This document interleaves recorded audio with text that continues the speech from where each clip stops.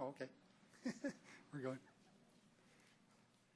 Okay, I want to welcome you to the first of our West Sacramento Flood Protection Workshops.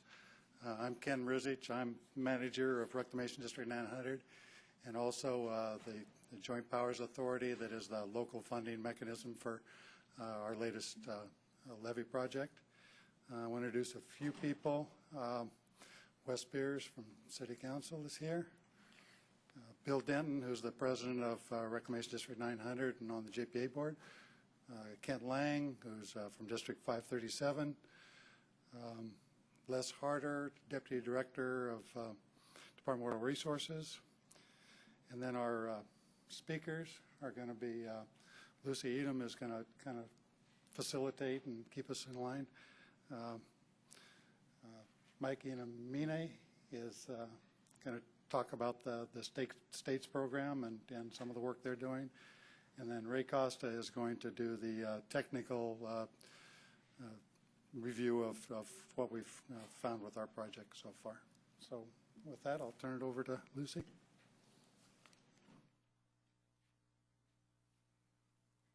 Good evening, everyone. We're really pleased to see so many people show up tonight, so thank you for coming.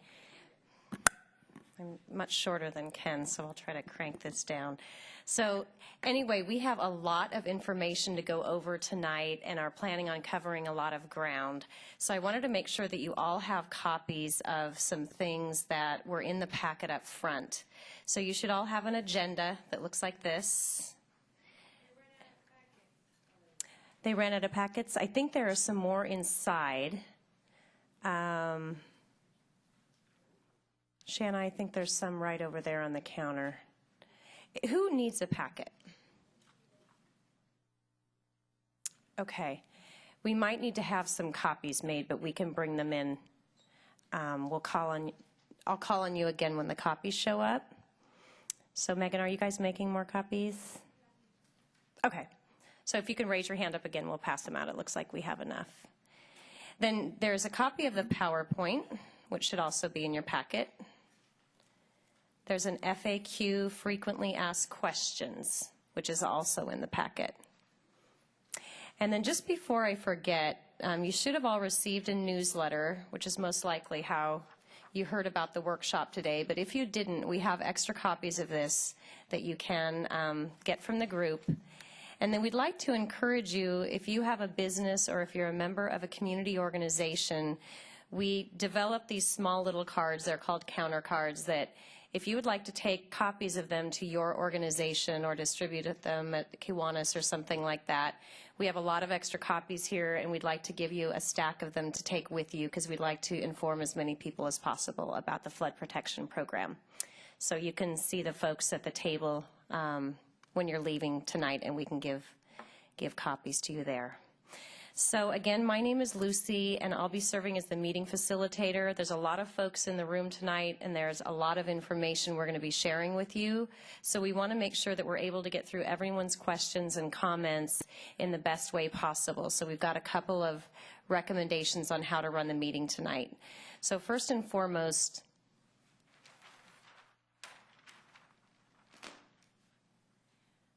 I just wanted to make a couple of suggestions on the process for tonight and see if we can all agree about how we're going to run the meeting to make sure that we're able to get through everything. So I'd like to suggest, first of all, we want to make sure everyone has the opportunity to speak and be heard. So I'll be calling on you during the Q&A if you haven't turned in a comment card to make sure that your question is able to be asked. If you want to talk to your neighbor, that is fine. We just ask that you go out in the hall and do it. It gets kind of distracting. I know sometimes you want to talk to your spouse or your neighbor about something that you just heard, but it's very difficult to hear for the rest of us. So you're welcome to do that out in the hall. If you could right now turn off the sound on your cell phones and pagers. And again, if you need to take a call, you can just step out in the hall.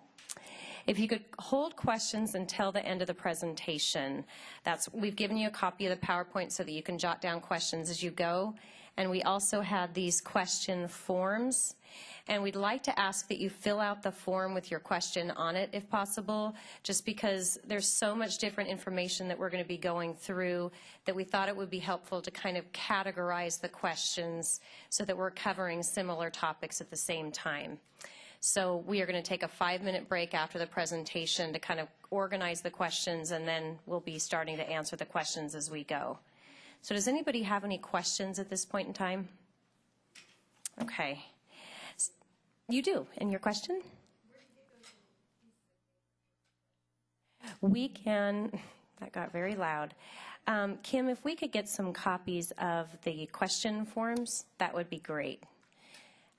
So if you need a copy, you can just hold your hand up in a second and we'll bring them around to you. So just my role tonight is kind of to oversee the pace and progress of the meeting, to make sure that all of your questions are able to be answered either in this room, or also we're going to be breaking into breakout sessions downstairs after the Q&A session, and that will give you the opportunity, if you live in a particular part of town and want to ask questions about a levee right in your backyard, there'll be folks on hand downstairs to answer your questions as well. Other than that, I'm going to just talk briefly about the agenda. We thought we'd break things down into just a 3-part process. And tonight we're really going to be focusing on where we were with the levees in West Sacramento and give you just a very brief history on their development and things that have been done over the years. And then talk about where we are today, what we found through the evaluations that have been conducted and other things. And then where we're going is mostly going to be touched at in future workshops. So tonight we're really focusing on the overview and history and the levee evaluations. And so there is going to be some information. The city and the Flood Control Agency are currently working on some things. Still, this is an evolving process. So there might be some questions that we can't answer tonight, and I know that there will be, but rest assured that we'll be able to answer all of your questions at coming workshops. And I hope that you've all seen that there are 3 more workshops after this evening that we're hoping that we'll see all of you at. So before I turn over the presentation, does anybody have any other questions? So again, I just encourage you to fill out the cards for the Q&A.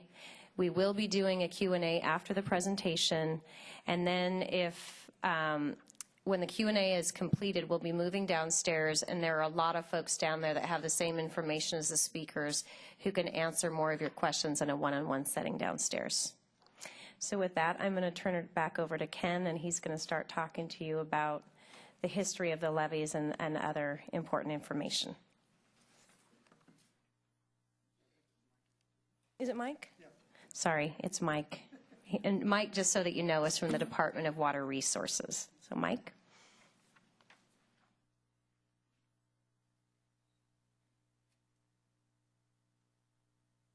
Good evening, and once again, thanks for participating in this workshop.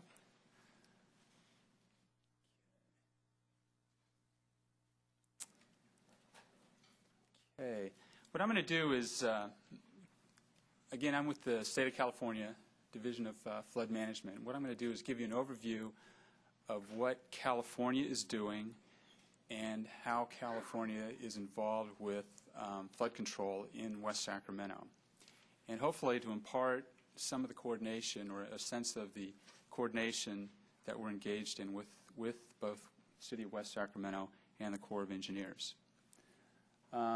Hopefully this heading for this slide is no big surprise with all the media attention due to recent events and the bond measures that recently passed. Many regions in California face unacceptable flood risks. For many of us, the events of not so distant past and many recent events have really focused a lot of attention on flood issues, 1986 floods, 97 floods, the Hurricane Katrina in 2005, and some of the lessons we learned from that catastrophic event. And probably the least known, or perhaps might be termed the mildest event, was the storms we underwent in 2006. Those storms were, statistically a big nothing. Statistically, they were not rare events. It was a run-of-the-mill storm, and yet the Sacramento and San Joaquin flood control systems suffered a great deal of damage, resulting in a lot of critical levee repairs and a lot of attention. And that storm, I think, pointed out more vividly than some of the more well-publicized events just how fragile flood control systems are in California. There's a term up there that's going to come up time and time again in the heading. Many regions face unacceptable flood risks. And I think it's important for folks to know a little bit about that term. It's used in a lot of different settings, has a lot of different meanings to people. For the purposes of our discussion this evening, I'm going to use the engineering term. And I swear, this is the only equation you'll have to remember for the rest of this evening. Risk is composed of two parts: the probability of bad things happening, and the second part is consequences should something bad happen. Okay, so it's the probability of something bad happening times consequences should something bad happening, like a levee failure. The reason that's important is because for most of this discussion this evening, we'll be talking about how the city of West Sacramento and the state of California are addressing the first part of that equation, addressing West Sacramento's vulnerability to bad things happening.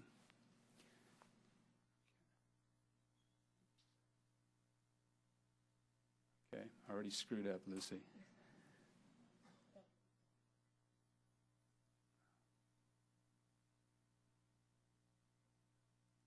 Okay.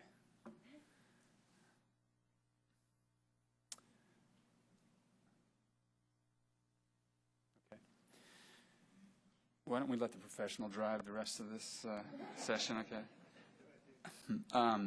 This slide points out how urgent the need is to address flood risk, particularly for major metropolitan areas.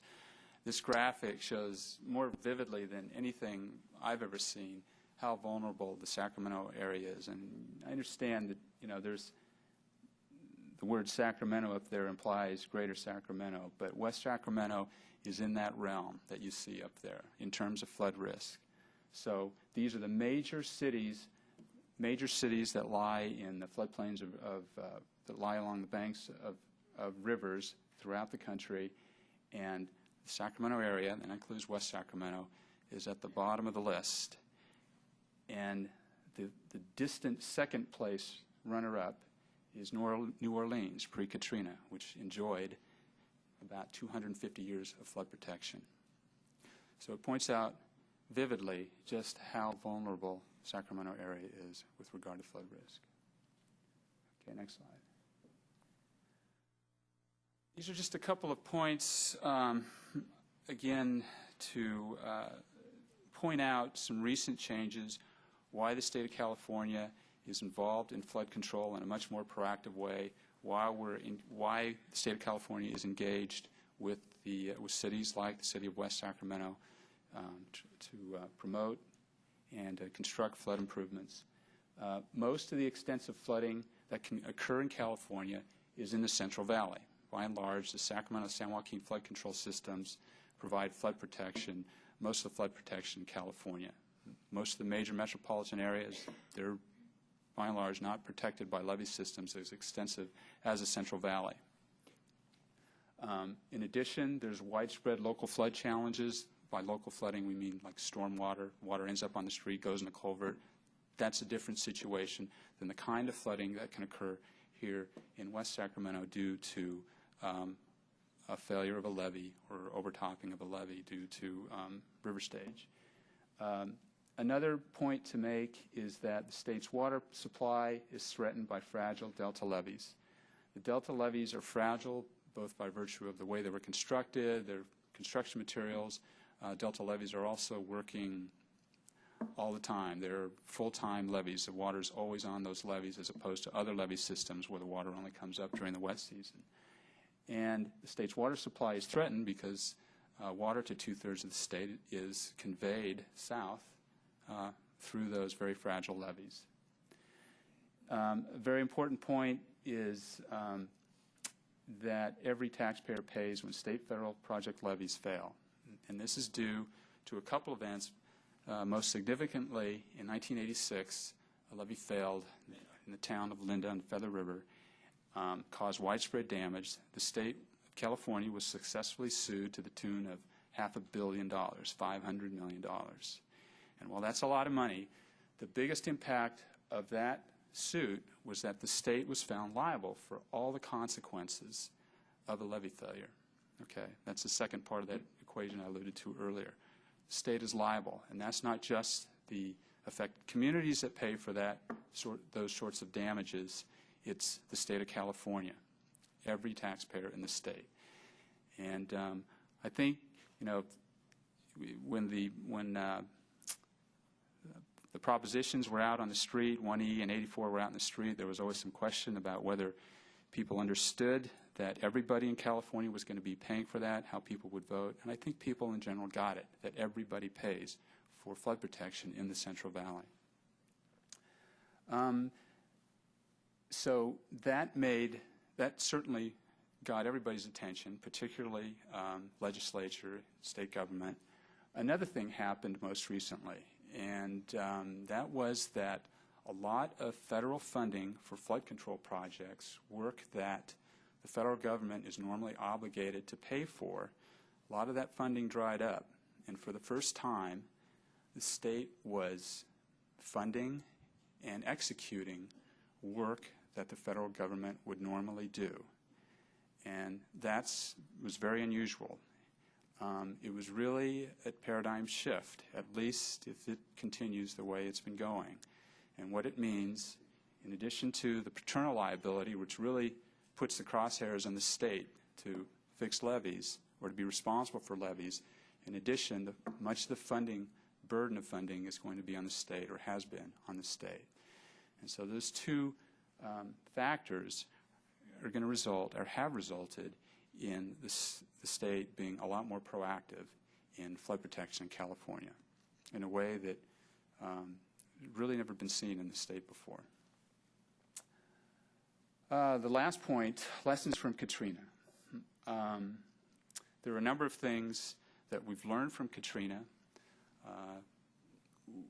Major urban flooding is devastating, and the outcome is very uncertain. It still remains uncertain. New Orleans still has not recovered.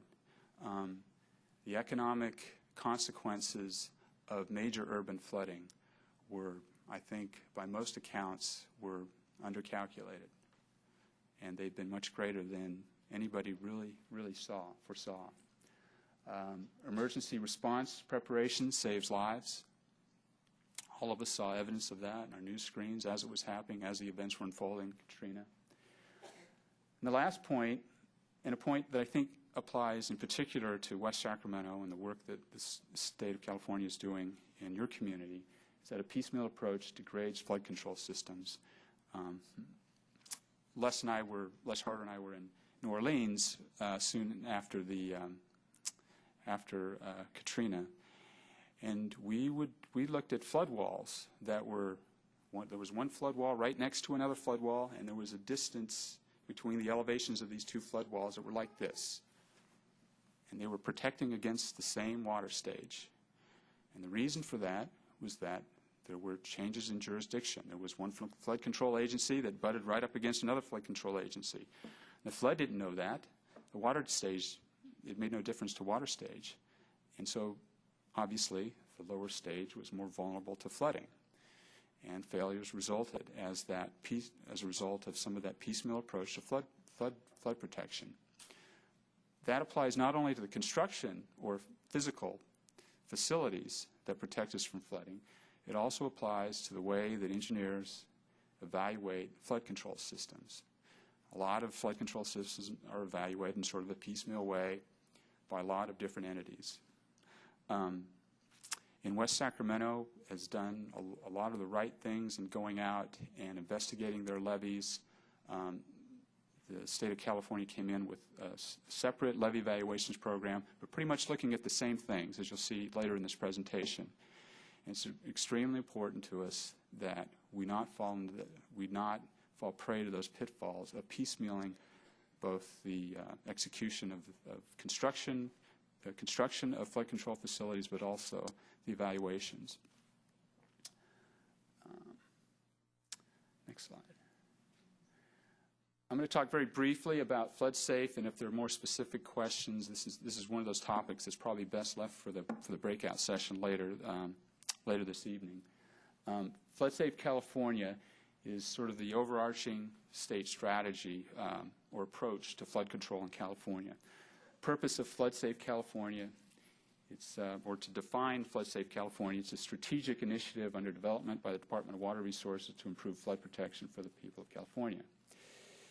The goals of this program are to reduce flood risks to the people of California, their homes and property, state's infrastructure, and public trust resources.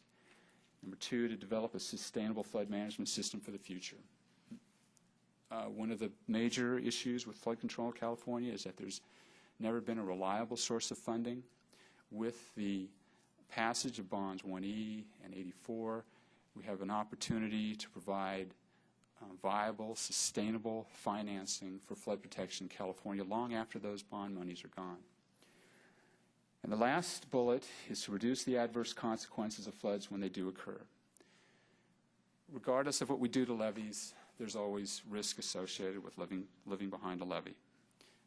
Flooding will always occur. Now, the risk or the probability of something bad happening may be very low, no more than if you decide to cross the street on a busy afternoon.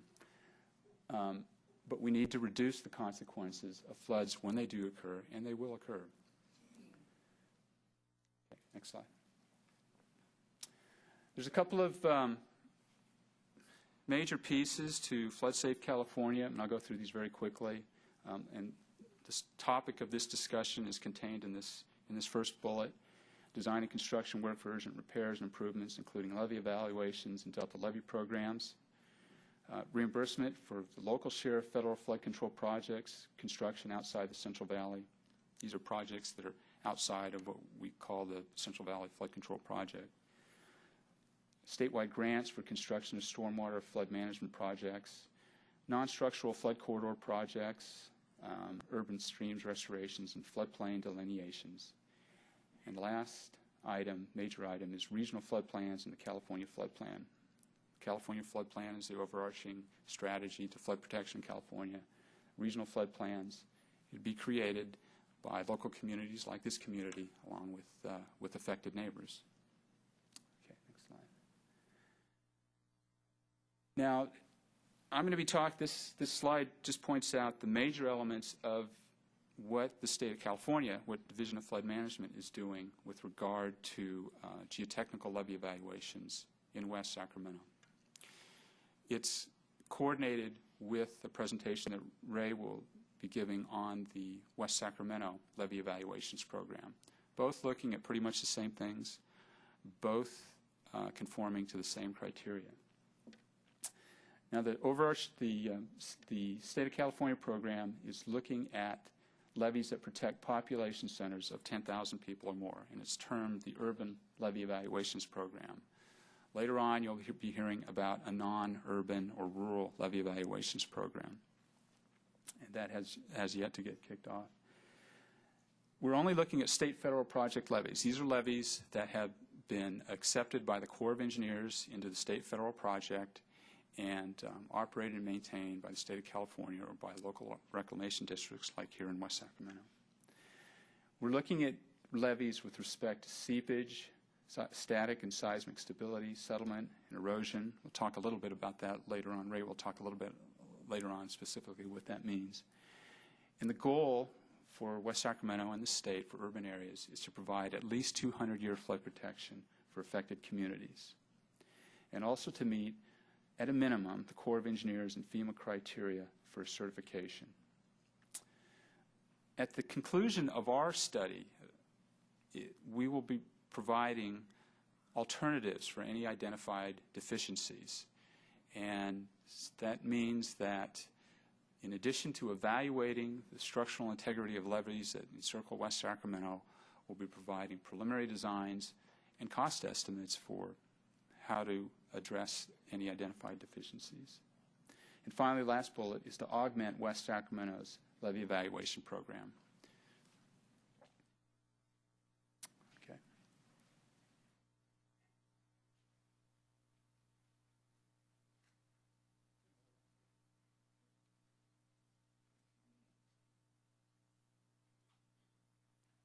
Okay, I'm going to run you through just a little bit of history of where we've been and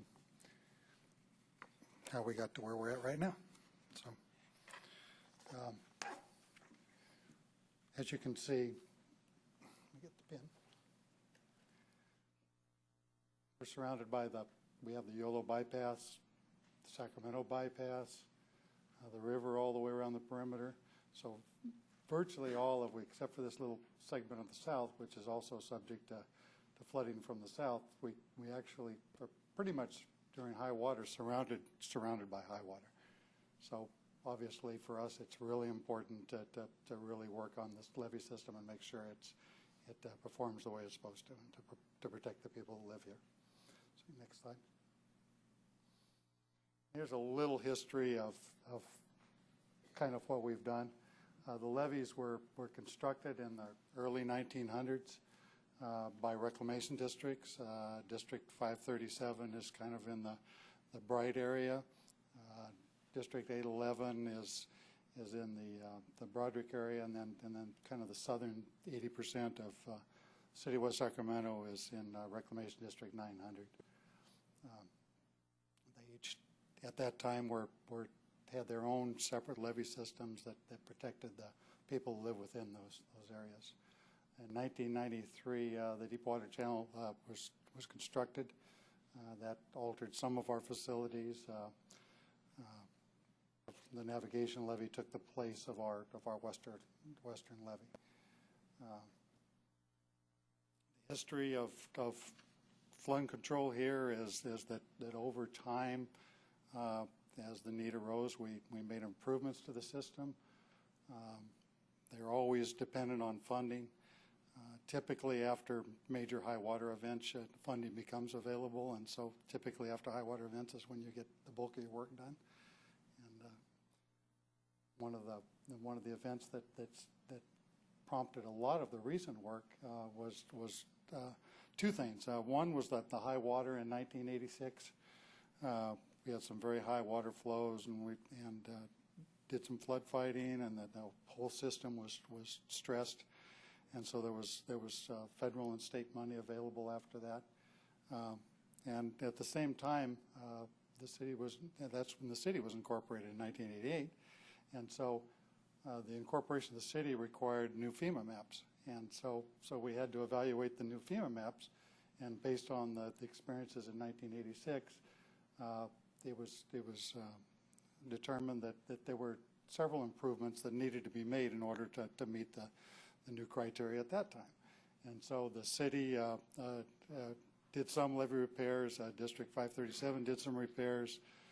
Reclamation District 900 repaired another section. And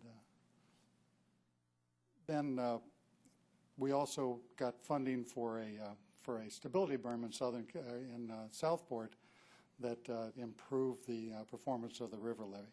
So when we did all that stuff and submitted all that data to FEMA, we had been given a temporary, what they call an A99 zone, which means we're working towards getting our maps back. And by about 1995, we had actually satisfied all the new criteria and were zoned back into Zone X, which means you have to meet the FEMA criteria and you have 100-year protection.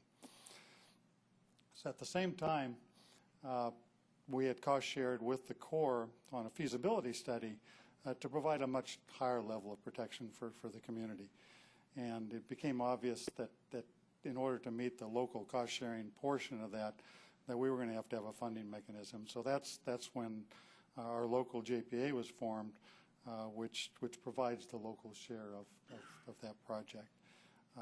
In order to, we felt it was really important to have that be successful.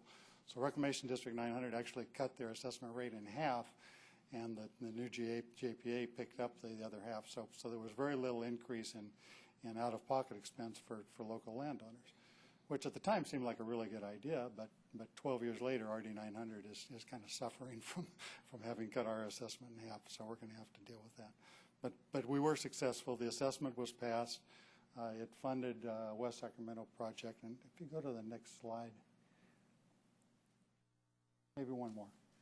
I need a map. One more. There we go. this is the West Sacramento project here. And basically, we took all the way from the Deepwater Channel up Interstate 80 and then behind the CHP Academy and back over to the river. We improved those levees significantly. We, in some places, raised them as much as 5 feet, made them much wider at the base. In some cases, tore the levee completely down and just started over again with it. And then there was a section of about a mile along here where we actually went to the base of the levee and installed a 70-foot deep slurry wall to cut off a sand layer. That's similar to the under seepage criteria we're dealing with now. But anyhow, that was what happened at that time. So if you go back a couple slides now. So over time, we've improved them. Generally, they've performed well. We haven't had any flooding. We've had instances where we've had to do some flood fighting and do repairs after events. They are significantly better than they were 20 years ago. But now we have new criteria that we have to meet, and so we're moving forward on that. Okay, next slide. The stability berm that we built in Southport cost about $9 million, and we had to come up locally with about $800,000 for that project. And then in the West Sacramento project, the one along the bypasses, was a $32 million. We strengthened and reconstructed about 5 miles of levee, and today we've ponied up about $3.6 million as our local share of that project. So you can see that the average local contribution is about a dime on the dollar, or has been for those projects. It's very important to have your local share, because if you don't have your local share, you don't get your federal and state money. So, okay, and next slide. And just go one more. So, anyhow, just to sum up, what's happened. What happened now is that when we constructed the West Sacramento project, that project was designed to provide a very high level of protection for West Sacramento. There was enough value here to warrant doing that. By the time we had finished the project, the criteria changed enough that it was just slightly over 200-year level of protection. And now the criteria is once again changed, and we are evaluating what impact that'll have on ours. And Ray Costa is going to tell us about the results of our investigations and tell you all about that new criteria and stuff like that.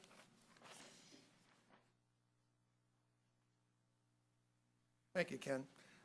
Lucy, we're all sure Ken is. So, first of all, ladies and gentlemen, thank you for coming out tonight and giving us the opportunity to tell you what we're doing about trying to assess the levees that provide the protection here for the city. Thank you. It's been quite a team effort that the city has put together here. There's a lot of players involved in this, and a lot of very experienced engineers dealing with flood control issues here in West Sacramento. I want to just pause for a minute. Ken talked a little bit about the history of the levees. If you really want to see some interesting pictures, in Ken's office, he has some old photographs of some of the levee construction that took place way back in the 1900s. And these photographs vary from a mule team and wooden buckboards hauling soil to be placed in the levee. Some other ones involve a dredge working its way across the Yolo bypass. I don't know if a lot of you know or not, that used to be basically a swamp. And some interesting pictures of a dredge picking up clumps of tules and putting it in a pile. And that's now your flood protection along there. Another interesting picture of a dredge going down through the Sacramento River and dredging up sand from the river, making levees out of that. And you think you're at the beach when you see all this sand. So that was fine back then when they were protecting agricultural property, but now we have a lot of people and property there. And as Ken said, the levees have been improved. The levees are in better shape than they've ever been. And this team is out to look at these conditions and see what we can do to improve upon those conditions. It's there's multiple players involved. One of the things the city wants to do is be very proactive in finding out what these conditions are. As a result, you've got 2 teams working in different areas to speed up the whole process. There's a team led by HDR and with Kleinfelder as a geotechnical consultant. I'm a consultant for Kleinfelder. And that team has been working in basically the southern part of the city. And then another team, as Mike mentioned, Department of Water Resources has a geotechnical consultant, URS consultants that are also here tonight. And they've been working up in the northern half. And these 2 teams working together have been able to do a lot of work and expedite this process so we can find out what the conditions are out there. I might also add that the U.S. Army Corps of Engineers, basically the flood control experts for the nation, are been providing very close review and local support. So there's, I'd like to say there's a lot of very experienced people looking at these conditions around here. Okay, what are we finding? Next slide. First of all, when you evaluate levees, you've heard Mike mention a few things and Ken mention a few things, but there's a certain criteria we look at. I'll go into more what that criteria is, but there's some accepted standards on what a proper levee should, the shape it should be, the strength it should be, how impermeable it should be, and there's some national standards and guidelines that are used. So we're using those national standards. Now, Ken mentioned there's been a lot of work that's been done. Why is there more work to do? Well, these standards change with time.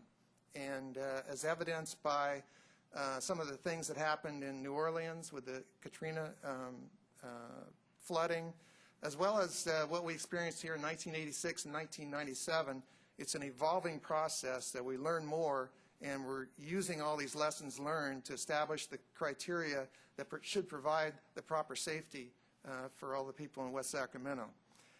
And we're not just looking at, you may hear about a 100-year flood or a 200-year flood.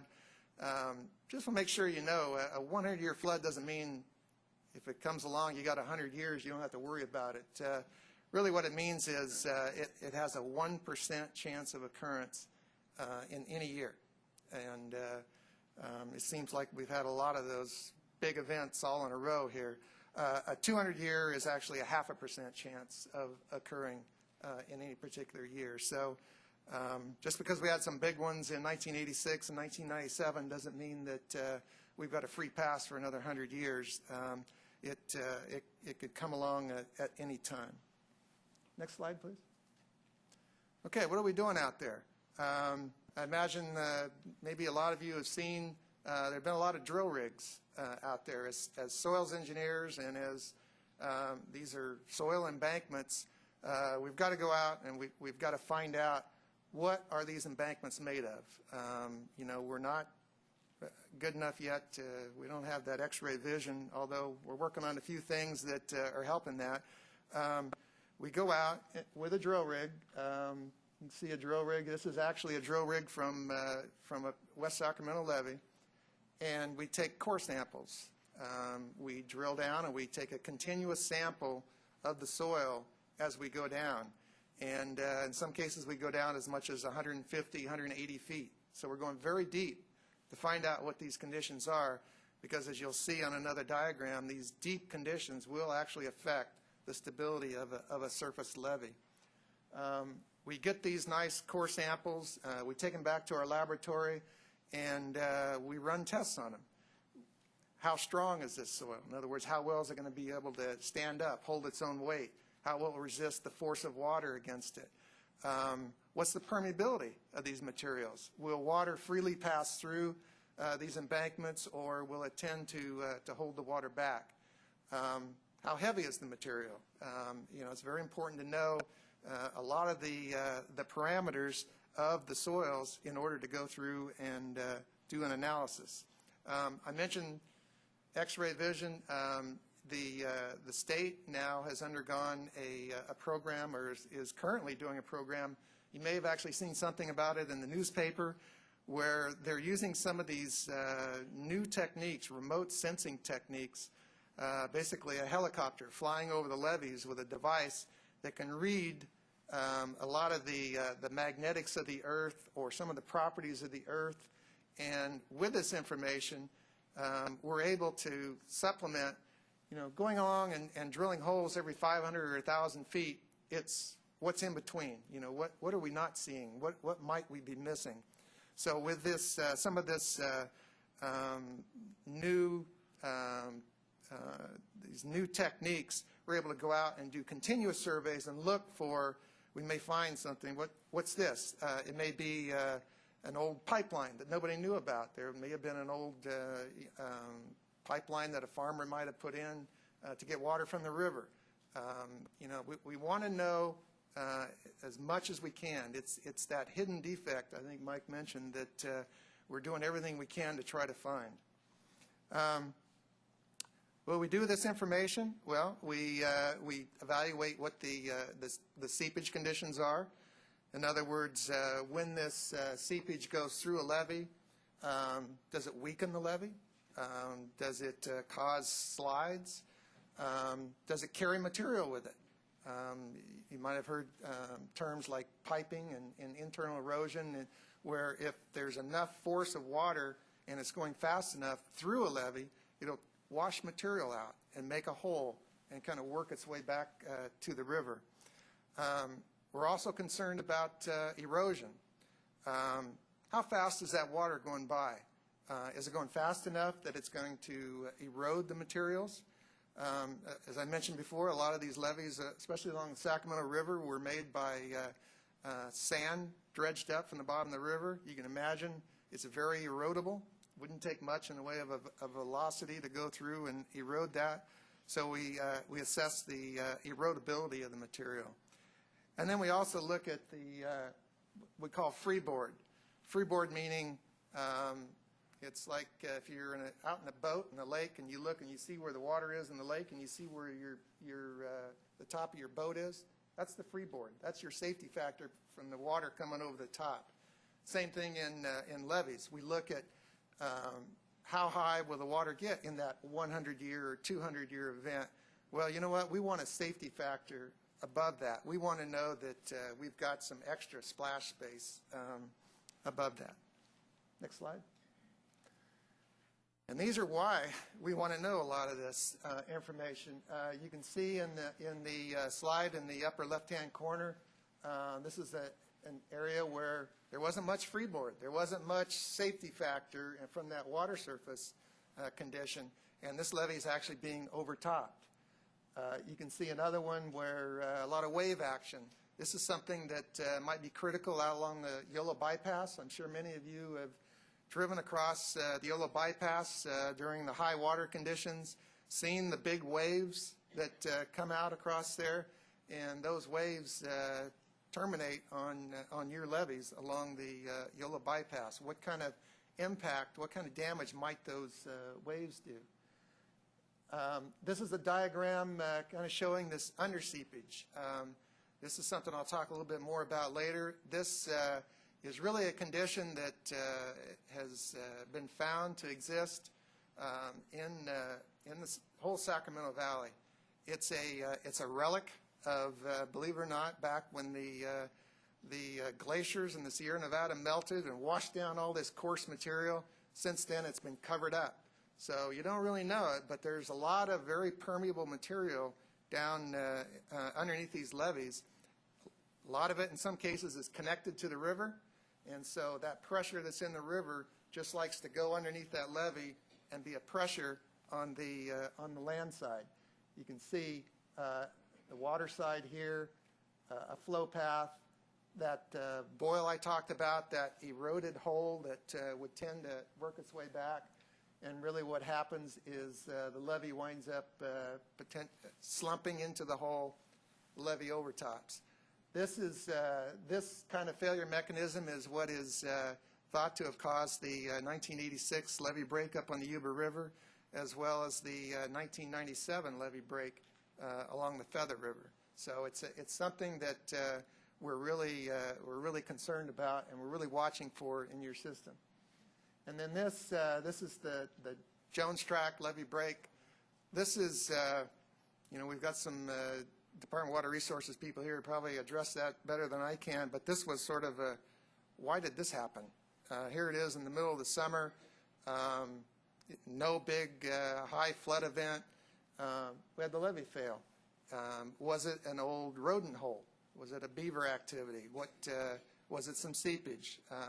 There's a lot of ideas on what may be, but we certainly want to avoid the blue sky levee failure. Next, please. I mentioned erosion. These are some of the types of, along the bank of the river, if you've been fortunate enough to enjoy the waterways out here and look, you can see that there's been a lot of erosion along the bank.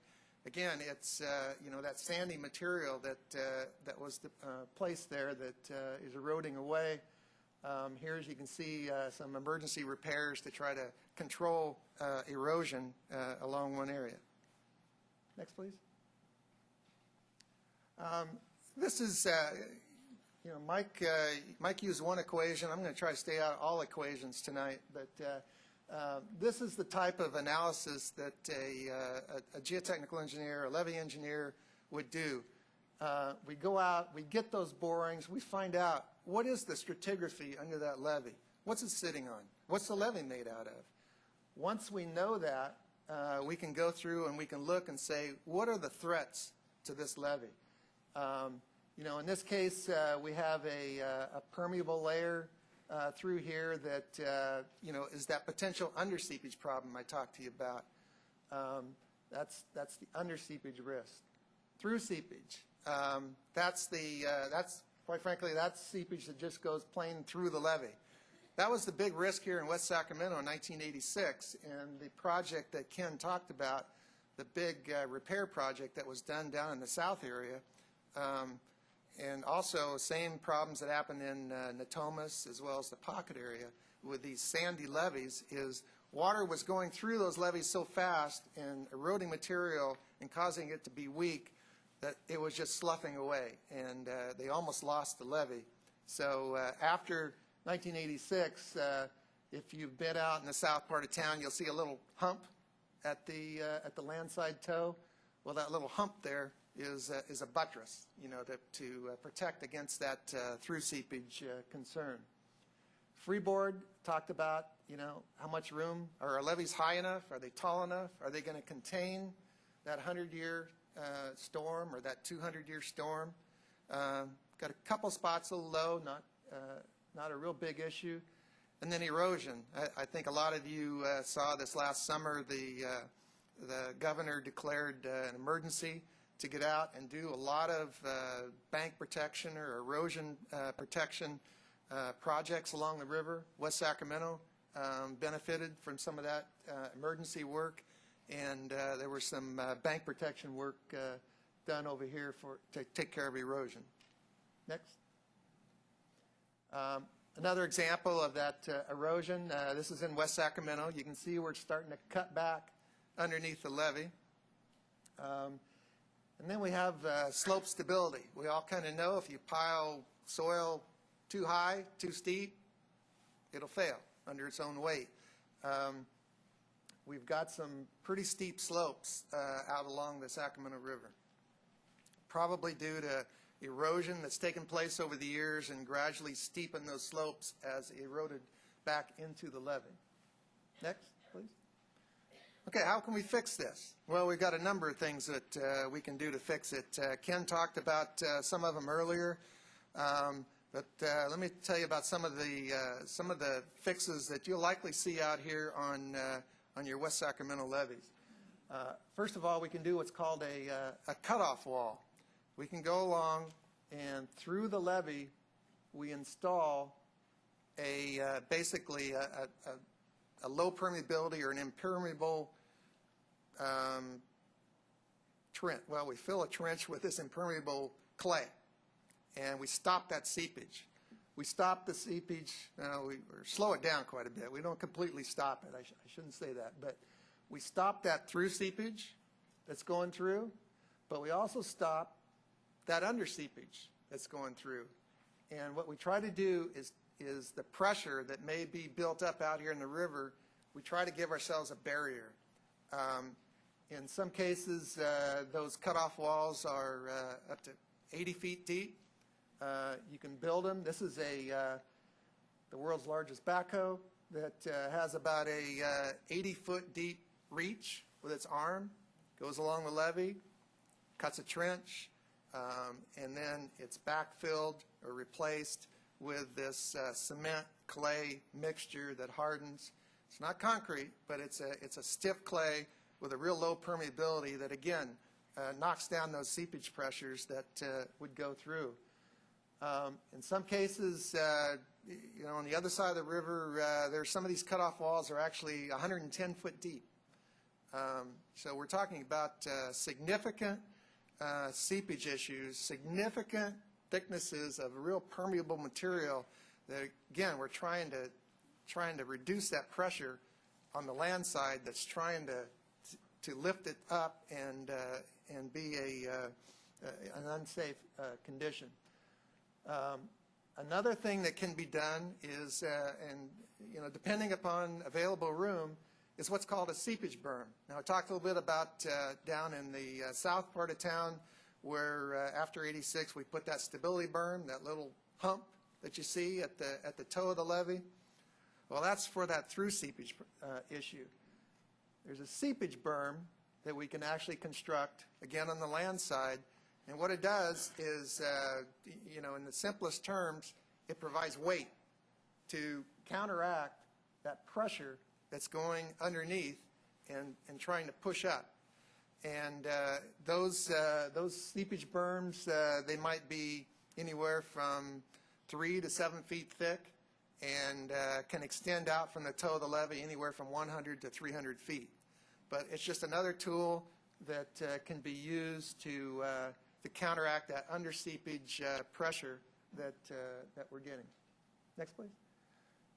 Certainly for erosion, this is a photo of a completed site in West Sacramento. Again, the one I mentioned, the emergency repair areas that were done this last summer. Certainly a classic way to deal with the erosion is to put good, hard, durable rock down there. It's heavy, it's not going to be moved by the currents, and it's going to protect the erodible materials below. Slope flattening, I mentioned to you we've got some steep slopes out there. Certainly one way to deal with a steep slope is flatten it. So there'll be some areas where we'll likely use, flatten these steep slopes to give it more stability. And then I mentioned in some areas we don't have that freeboard, we don't have that safety factor. We'll probably raise a few levees in a few spot locations, and I can kind of show you those in a little bit. Okay. What are we finding? First of all, I want to point out that this is preliminary information. We've gone out, we've done some of these initial core borings, we've analyzed the results. The state and their consultant have gone out, and they've also done that. We're still getting this information from this remote surveys I talked about, so we're going to be looking at that. Something else very important that I haven't mentioned yet is, we spend a lot of time talking to people like Ken to find out where the problem's been, so we can target those areas. This last year, there have been a couple of areas, one down by Davis Road, another up by the Lighthouse Marina project, where there were seeps. Okay, well, we know there's something going on there, and so we're concentrating certainly on those areas. But on a very preliminary basis, and I'm not going to start in any particular order. Let's just start at the top and work our way around clockwise. On a very preliminary basis, up along this reach of the Sacramento River, we're finding potentially, some of those through seepage issues we talked about, those sand levees, might need to do something up there. Around the corner, I mentioned that this last year we had a few little sand boils that have shown up. Probably need to take a close look at some of this under seepage problems along there. as you get around the corner, maybe if you've been out in that area, you know there's some pretty steep levee slopes along there. We're probably going to do some slope flattening. Maybe some of those through seepage problems, again, from the sand levees. And then we get along my favorite stretch where the ground is really high and really is no definable levee out there, and I can feel real good about that. So certainly, you know, we wouldn't need to do any work along there. As you go down along this reach of the Sacramento River, that's the reach that Ken talked about where we did the through seepage mitigation after 1986. Probably going to need to be some under seepage remediation done along there. Probably some of those deep cutoff walls that we talked about, probably need to do that. Certainly we have some erosion issues all along the Sacramento River. We went out, we got the emergency ones, but we've got some other ones that need to be addressed, or they will soon, you know, be back into the levee footprint. Going across the bottom here, this is kind of a dry land levee there. It's, as Ken mentioned, it's kind of your protection from the south. If there was a failure down below, the water that might back up into the city.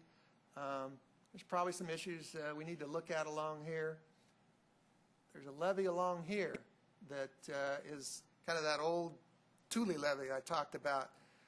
It's not in very good condition, but the good news is the water in the ship channel here doesn't get very high, and it really is probably as a result. There's a couple of pump stations we're going to have to take a look at where there's a canal that comes up next to the levee, and we'll look at those. And then there's this deep water ship channel levee, or this navigation levee that was constructed. What you can't see is that levee is actually 22 miles long. It goes quite a ways down, and really it was put in when the ship channel was constructed so that water in the Yolo bypass would not obviously go through this gap in the levee. It has to go all the way down 22 miles and back up, and that keeps that water level low. Certainly we're concerned. I talked about that wave impact that happens out in the Yolo bypass. We want to make sure that navigation levee has to be strong and stable to keep those water levels down as the water goes back into the city. And then along this stretch, Ken mentioned that that's a lot of the work that the Corps of Engineers improved a number of years ago. They raised the levee. They put a lot of rock on it. There might still be a little bit more work that needs to be done along this reach. But so that pretty much summarizes kind of what we found to date. I want to leave you with this thought, though. Anything that we found out here, we haven't found anything that's unsafe. I don't want anybody to go home tonight and worry about their levees. What we found is some conditions that, as Mike said, it has a little higher risk than it should have. When you consider what's at stake, the number of people here and the property, we just don't have that factor safety that we should have. And so what we're going to do is we're going to go out and we're going to give this urban area a higher factor safety so that we can feel even better about some of these higher flood events. So with that, I think that does it for me. Thank you.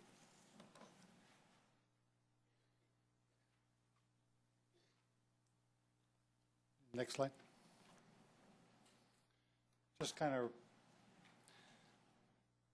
putting some dollar cost to what Ray just talked about, just based on preliminary studies to date. Our total cost for implementing all of those repairs is in the $400 million range. That's very preliminary. There's a lot of refinement that needs to be done with all that, but that gives you a kind of a ballpark estimate of kind of the range of what we're looking at. If you think about our last project was 32 million and 9 million, so maybe 40 million, and all of a sudden we're faced with a $400 million project. So this is a big deal, and it's going to require an awful lot of effort to resolve all these issues. But the way to do it is to work through a combination of federal, state, and local funds, and it'll happen through a series of phased projects. Depending on where the funding comes from, and we'll phase the projects until we resolve all the issues. So, statewide, Prop 1E and 84 provided about $4.9 billion for flood protection. Mike won't give all of that to us, but we'll have, if we can raise our local share, we will qualify for some of the state and federal funding that would allow us to get started on the project. The $4.9 billion is not enough to fix the entire state system. There's an awful lot of work that needs to be done, but it's prioritized, and a fair amount of the money will go to the urban areas. There will be work done in the rural areas as well, but a fair amount will go to the urban areas. So we're trying to get ahead of the game and get our problems identified and get our projects designed so that we can start on our work. Historically, we've been funding about 10 cents on every dollar on our previous projects. If you go to the next slide. But that's still, that's a lot of money, and we have to have local funding. So there's really two proposed sources of it. One is a new assessment. We have an existing assessment, and it would be, if the new assessment passes, it would be wrapped into the old one would be wrapped into the new one, so you wouldn't be paying two separate assessments. But yeah, that's one of the things we're still working on how that's going to be structured, but it'll be basically based on that formula that Mike gave you, that's based on risk and consequences. So how deep the water will get and what the value of property is being protected. We're also looking at some contribution for new development. So when new development comes in, they'll be paying a portion of the cost. So I think that's it. Just in wrapping up, I want to really thank everybody for coming out. We've got a really nice crowd tonight, and this is a really important issue, and the more people to become knowledgeable about this, the better we are in evaluating our next steps. So with that, I'll turn it back to Lizzie. So I'm sure there are a lot of you that are anxious to find out what the cost of the assessment is going to be to you, and that's something that we'll be talking about at upcoming workshops. We don't have that information tonight, and I know that that's probably difficult for those of you who are anxious to hear that, but we are going to have information at future workshops, so I just wanted you to be aware of that. We wanted to set the stage tonight for you to have an understanding of where we are right now. So just by show of hands, can I see how many of you would like to ask a question so I can get a sense of, you can raise them kind of high. Okay. So I think what we can probably do is not use the comment cards. And just as a reminder, there is going to be the breakout stations downstairs, and there are large maps down there. All of these experts and many others who are throughout the room are here to answer your questions one-on-one as well. So I just wanted to remind you of that. So I'm going to start in this side of the room, and if I could see the show of hands again, I just ask you to stand up and state your question so everyone can hear it, and then we'll respond to your questions. So I'm going to start with the woman right there in the glasses. Yes, you.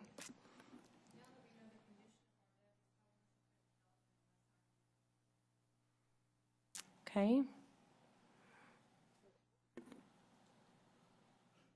Does anyone, do you have your question written down? How many people have questions that have their questions written down? Because I'd like to know who to direct these questions to. Why don't we do this? Why don't we take just a 3 or 4 minute break, and if those of you who have comment cards can hold them up right now, then Kim and Megan will pick them up from you, and we'll organize the questions so I know who to direct them to, and we'll be back with you in a couple of minutes. So there is water downstairs if anybody'd like to go grab some water, and there are cookies as well, and we'll just see you back here at about 17 to 8 if you want to take a quick break. Thank you.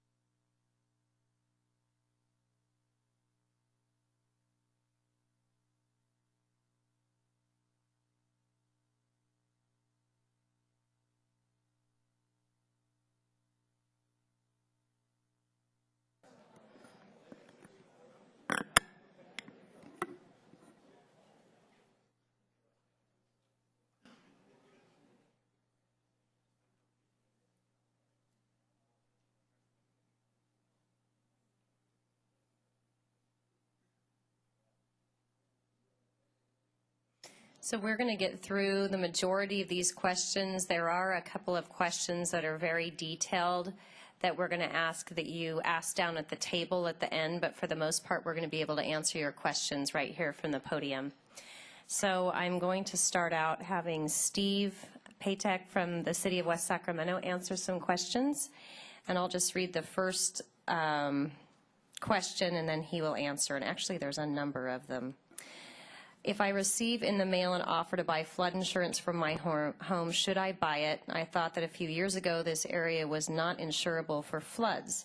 When did this change, and what sort of flood insurance is recommended? Thank you.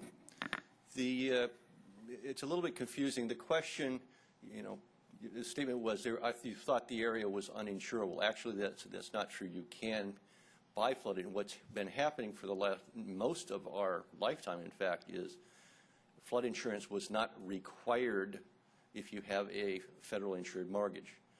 But basically what you'll hear from everybody here is you live behind a levee, get flood insurance. There's a form of flood insurance that's available now that's called preferred risk. It's relatively inexpensive compared to full flood insurance. You can get it through any of your insurance agents generally, and it's very much recommended.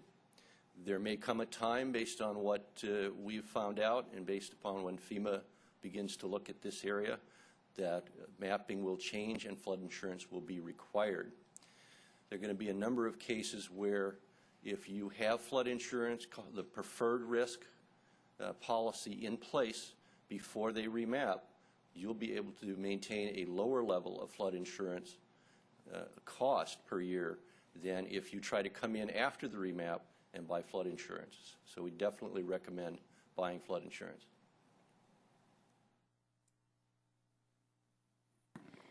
Now that we know the condition of our levees, how will this affect development in West Sacramento? We'd almost certainly say that it will affect development in West Sacramento, but I don't know that we could say with any great accuracy exactly how. It's certainly going to present some obstacles. We now know there are going to be some additional costs for development in West Sacramento. We're going to be looking to development to help contribute to the solution through financially. And I think kind of those of us that are already here behind the levee, we're here. We need to get out. We need to access all the resources we can get, and that will include participation from redevelopment. I think also this community has described a vision of what it wants to be, that it wants to grow, that it wants to have revitalize itself and continue to expand and improve, and development is certainly part of that. But I would certainly expect that it could be, certainly would slow things down.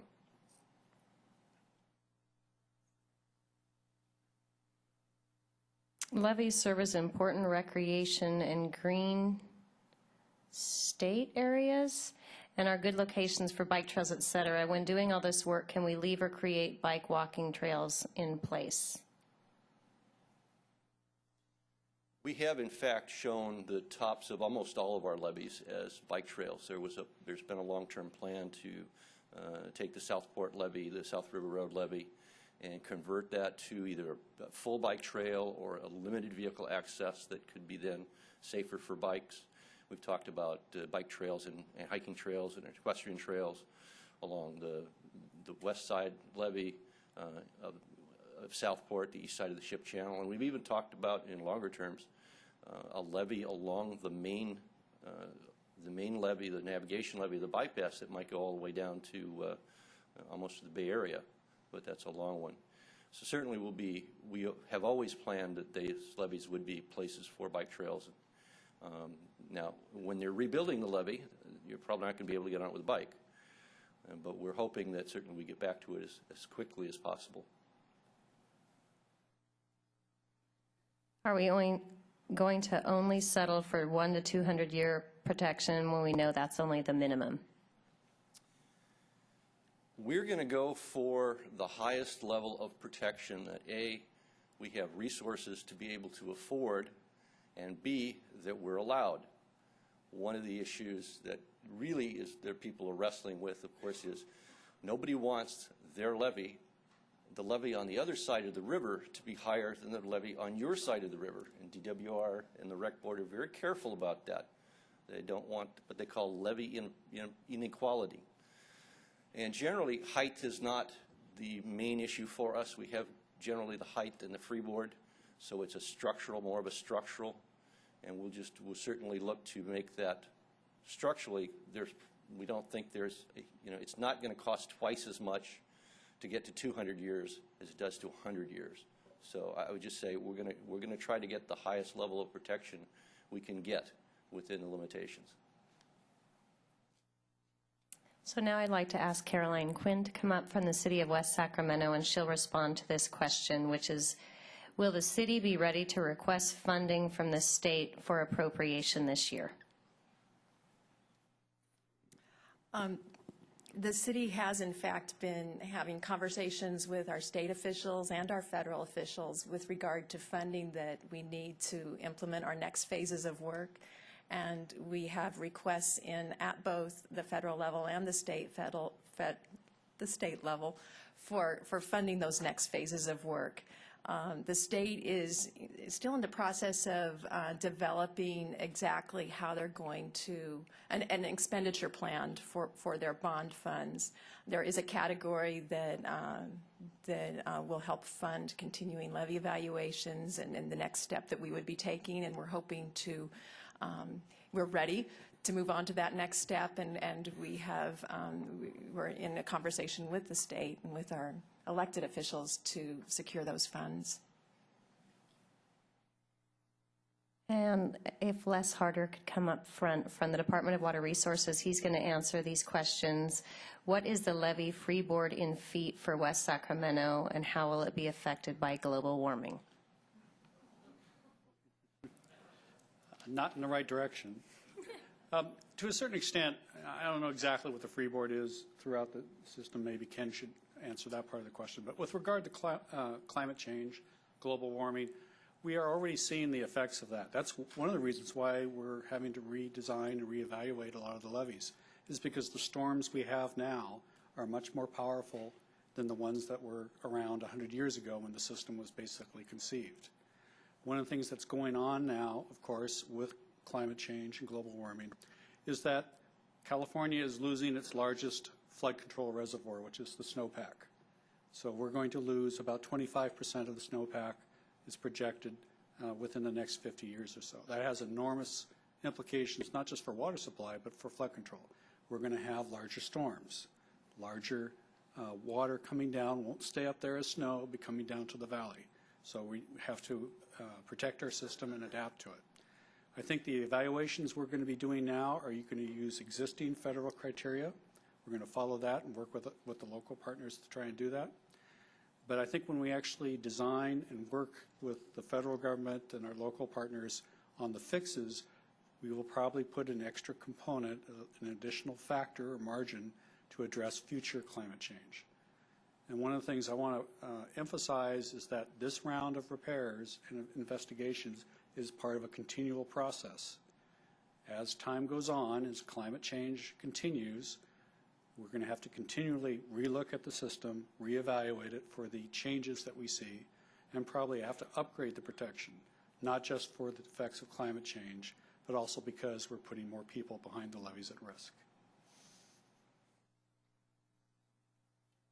Okay, and then if Mike could come up again from the Department of Water Resources, there are a couple of questions. One is, why are the state and regional doing the same thing? Shouldn't they coordinate so there's not a double cost? And then there is a question directed to Ken, so I'll let Mike answer this first. There's a couple of tiers of programs. The state is setting the strategy for how we're going to address flood control issues at a very high level. I think, hopefully, as you've seen in this presentation today, when it comes down to the regional level, for example, for West Sacramento, there's no double spending of money. West Sacramento started a little bit before we did in their levy evaluations program, for example, and we got with the city and the city got with us and we very closely coordinated our efforts so that we were, in effect, augmenting and filling in the information blanks for the City of Sacramento's overall flood control improvements. What you're going to start hearing about in the future, and I think I alluded to it earlier, is that you're going to start hearing about regional flood control plans. Regional flood control plans are a centerpiece of flood control for California.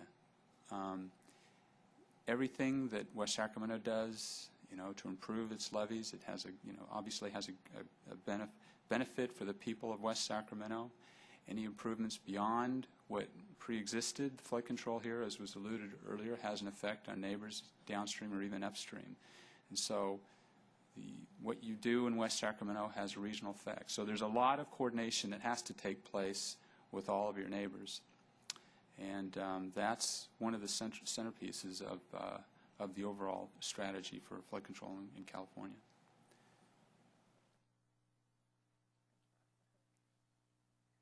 So Ken will answer the question for the $400 million, what does it do to the risk? And then it says 1% to question mark. Okay, the purpose of doing the $400 million fix is to fix all of the problems that where we don't meet the new criteria. So the criteria for 100-year, and our objective is to achieve 200-year or better protection. So at a bare minimum, we will achieve enough to get our FEMA certification to raise a level of protection for this community to a minimum of 100-year, but our objective is something in excess of 200-year, and that's what we do. So. The next questions are for Ray. The first one is, rather than raise levees, why not in dry years dredge silt, tree stumps, trash, and make the river deeper with more capacity, likewise with contributory creeks? That's a good question. Let me tell you a few of the things that are involved with that. First of all, as was just mentioned, we have neighbors to be a little concerned about. If you start dredging the river and changing the plumbing of the valley, in other words, you lower the river level in one area, how many people realize that in the northern part of the city, the Sacramento River actually changes directions and flows upstream to the Sacramento bypass? All that is a careful balance of water going one direction and another.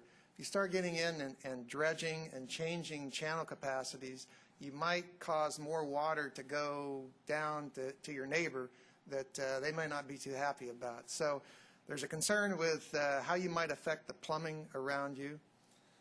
Second is that we're still dealing with the events that took place in the late 1800s and early 1900s in California, and that was the gold rush, when there was a lot of hydraulic mining that took place up in the mountains. Hundreds of millions of cubic yards of sediment were washed down into the rivers and are, quite frankly, are still moving through the system. We get out, we dredge.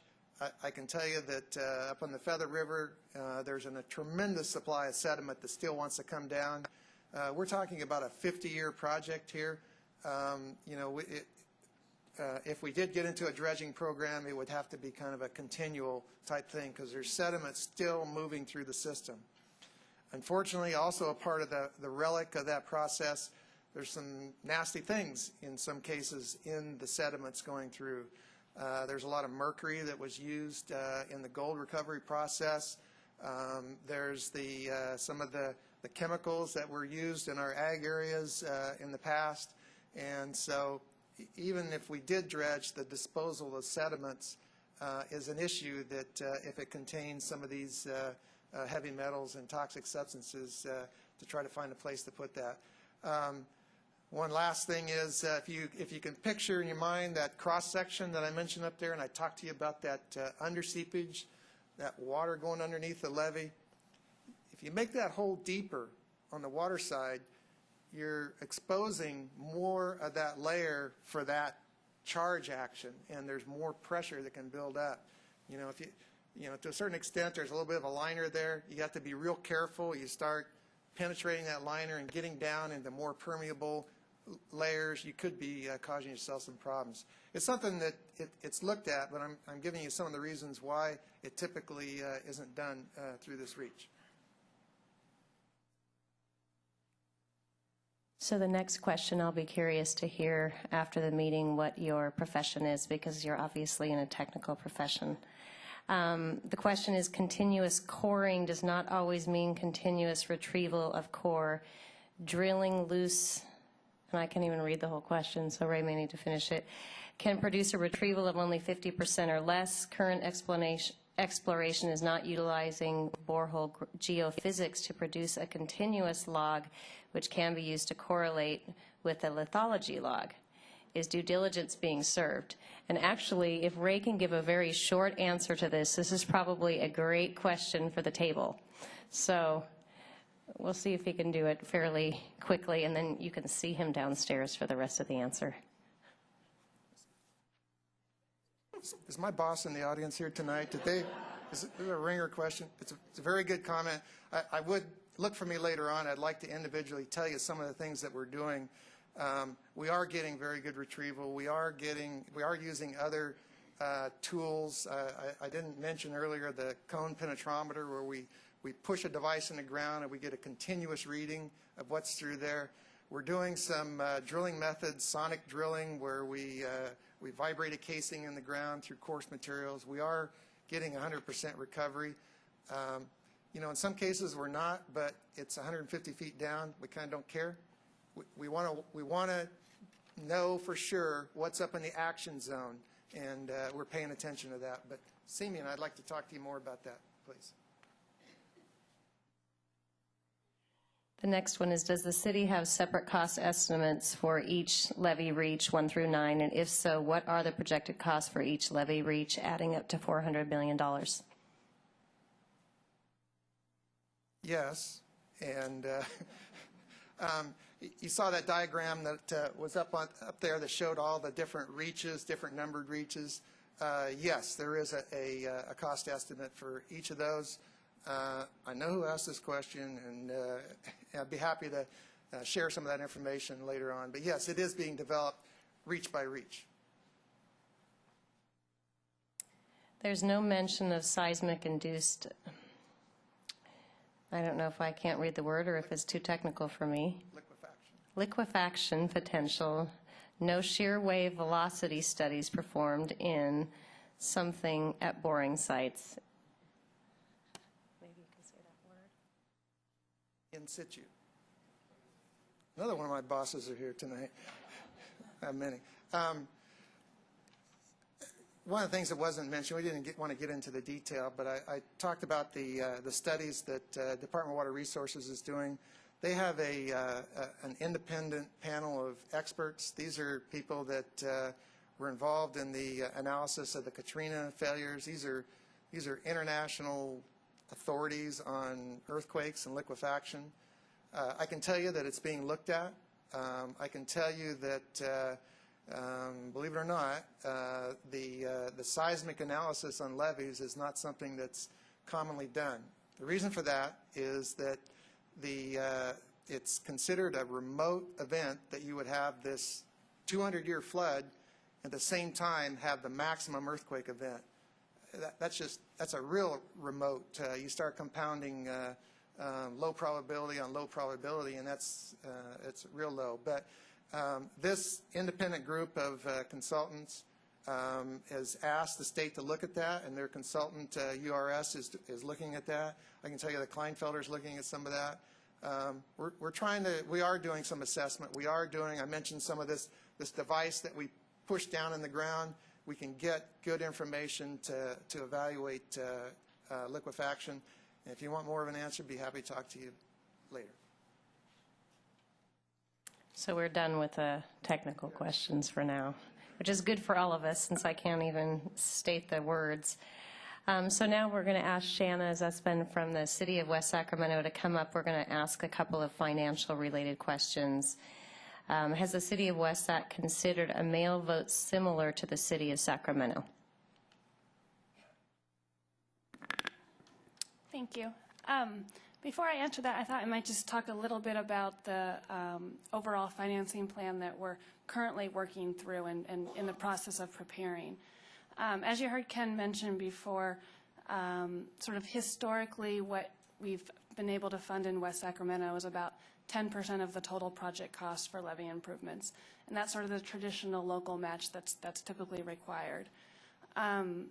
What we're looking to do in the future is to be able to fund at least 10% of the total costs.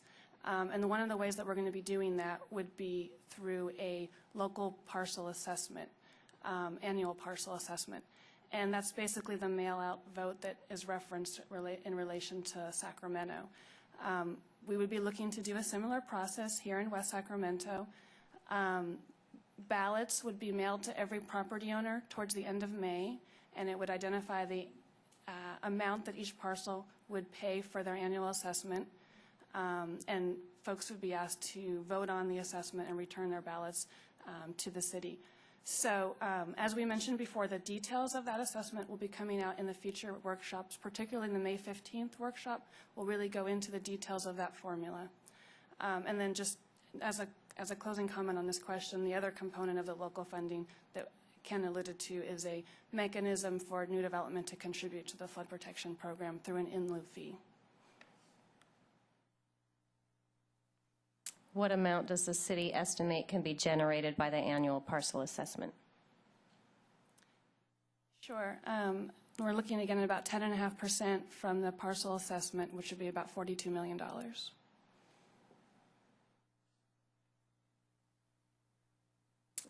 We currently pay a flood control West Sacramento and 101 North Delta Water to our property tax yearly. What are you planning, and how much additional tax money are you asking for flood control? Again, it would be a vote of the property owners for a new assessment district that would replace the existing assessment district for levee improvements. We'd be looking to raise about 10.5% of project costs, or about $42 million. The actual amount of the assessment for every parcel I don't have with me tonight, but again, we're going to go through that at a later date. Thank you. Okay, so we've got a couple of other questions. One of is a series of questions from Christina, and we were wondering if you could ask those down at the table downstairs. And then also there is a question here from Brent regarding FEMA, a couple of questions, and then we can answer those downstairs as well. So just to finish off this formal part of the presentation, just wanted to remind you that there is a website that's being updated quite frequently. So actually you'll see some of the questions that you've asked tonight asked and answered on the website in short order. And then there's also a way where you can ask questions via the website and have those responded to. You can certainly call the City of West Sacramento, and we'll give you a contact number in a minute, and someone can respond to your questions that way as well. And then we do have 3 upcoming public workshops on April 17th, May 15th, and June 5th. So we encourage you to come to one or all of those, and we'll look forward to seeing you there. So the breakout stations downstairs are on the 4 topics that you see listed here. There will be a number of folks down there who can answer as many questions as you have for them. And we really appreciate you coming tonight. I know there was a lot of information given to you this evening, and we hope you found it valuable. And we look forward to seeing you at the next workshop. Thank you very much. And don't forget, if you'd like to take the little comment cards with you, the cards to give to your associations, the little ones, please see us and we can give you those as well. Thank you.